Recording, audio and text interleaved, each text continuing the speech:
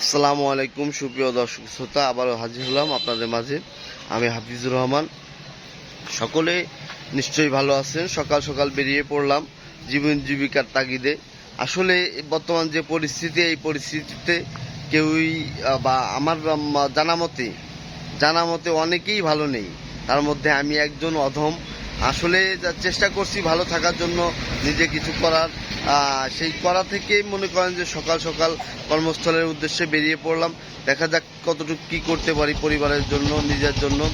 তো আসলে আমি বলবো, বিশেষ করে আমাদের যুবক ভাই ও বোনেরা যারা আছেন, তারা কি বসে না থেকে, যারা বসে আছেন এখনও বেকার আছেন, সবাই নিজে কিছু একটা করুন, উদ্যোগ নিন।